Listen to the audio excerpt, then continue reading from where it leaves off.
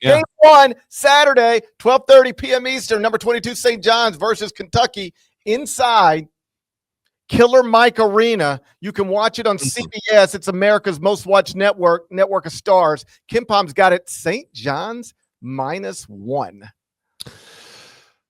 Ooh, that surprised you? The line? No. Okay. No.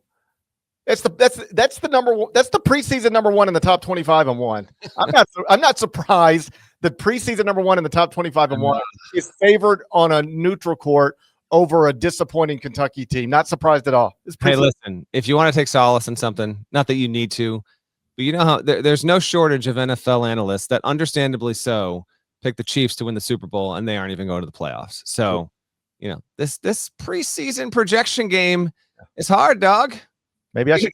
You think you want to be out here? You don't want to be out here. I'm just saying. It's not as easy as we sometimes make it look. That is correct. Yeah, sometimes we make it look easy. Oftentimes, we very much do not.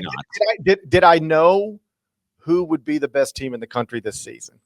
It appears that I didn't. It appears I wasn't even close. Yes. All right, but do I have to remind you about the Jaden Quaintance thing? Exactly. He's got to play in the game. We're hopeful that'll be the case.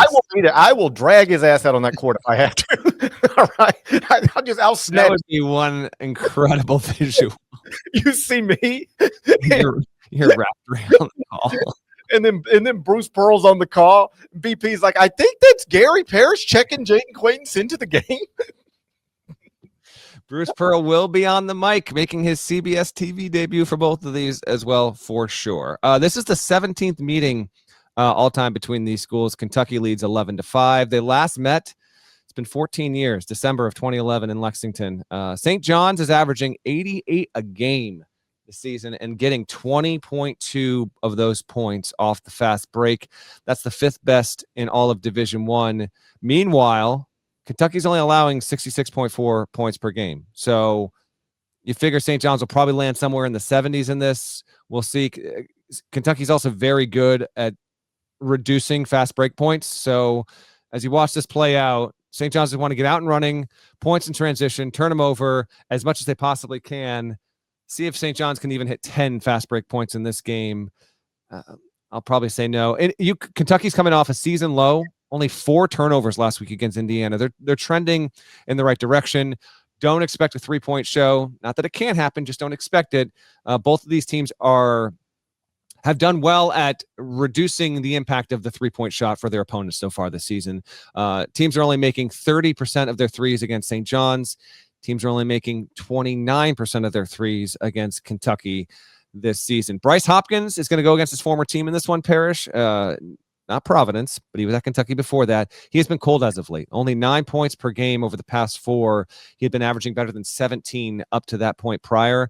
I'm interested to see what he looks like in this one. And then also, depending on whether we get JQ on the floor or not, how much he plays, Mo Diabate has been really solid. I mean, his last 3 games, 14.7 points, 8.3 rebounds. You can't really play him and JQ at the same time, given their position and what they do and what Kentucky wants to do on offense. So Diabate's hot, keep him out there.